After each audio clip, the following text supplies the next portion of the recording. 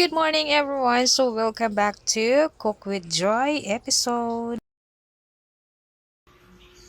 So magluluto ako ngayon ng aming tanghalian. So ayan, bumili ako ng pakbet. Ito ay 30 pesos. And then itong isda, hindi ko siya kilala pero favorite ko talaga ito siya lalo na pag prinito. 100 pesos to siya, parang 5 piraso. So hinati-hati ko lang siya. So, ayan siya guys. Ipiprito ko yan. And then, ito yung ating mga panggisa. Bawang, sibuyas, kamatis, at saka sili. And then, lalagyan natin to guys ng bagoong. Ayan. Bagoong alamang. Galing pa tong summer guys. So, kaya naisipan ko magpakbet kasi meron akong pangsahog. So, ayan. Super sarap nito. Thank you so much sa nagbigay nito. Ayan. So guys, so umpisahan natin. Ito ikukot ko rin yan ng crispy fry para at least medyo malasa. Pero titimplahan ko pa rin yan. Alright. So ito titimplahan natin ng paminta. Ayan. Ayan natin.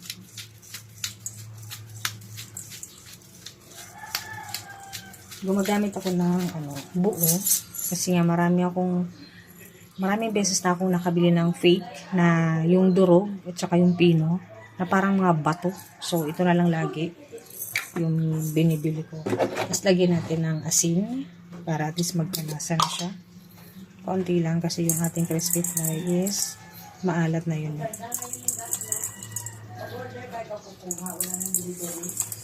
Ayan. Halo-haluin lang natin.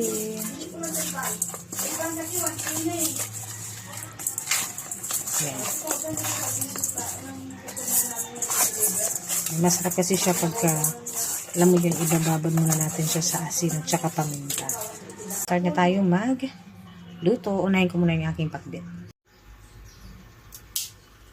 Okay, maglagay tayo ng mantika para to sa ating pakbet. Yes. Sakto lang. Painitin lang natin yan. So isabay-sabay na natin to. Maliban lang doon sa sili.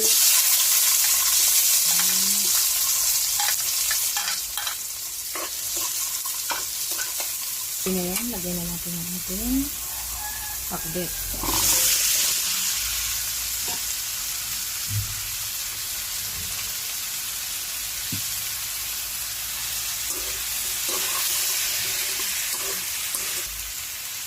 Paminta. Asin. Hindi mapanis. Kaunti lang. Tubig.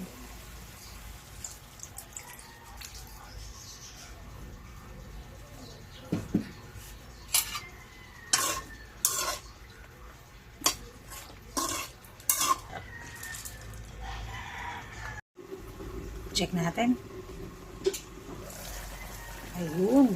Lagyan na natin ng bagoong. So guys, ayan yung ating bagoong. Ayan siya. Pakita ko sa inyo. Maliwanag dapat. Ayan. Diba? Tapos nagmamantika pa yan. Tapos maraming mga buo-buo na yung karne. Ayan. So lagyan na natin. Pansya-pansya lang. Oh.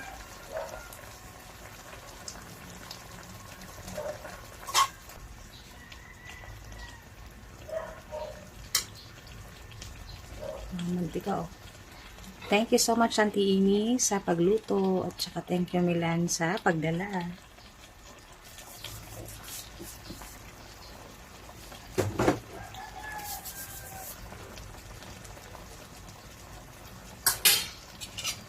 Mas isasabay na rin natin yung ating sili.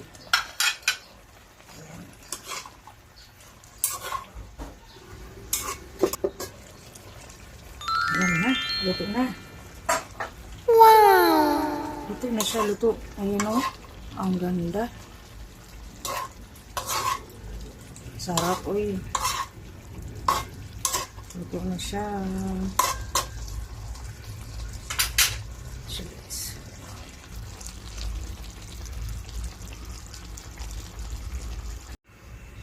Ayan, so gumamit tayo ng used oil. Kasi sayang. Painitin lang natin yan. Kinoat ko siya ng crispy fry. Mainit na.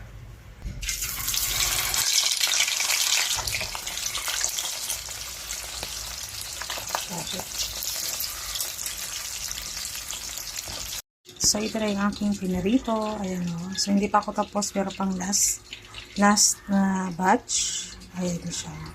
Super crispy. Ang sarap niyan. Rice na lang ang kulang.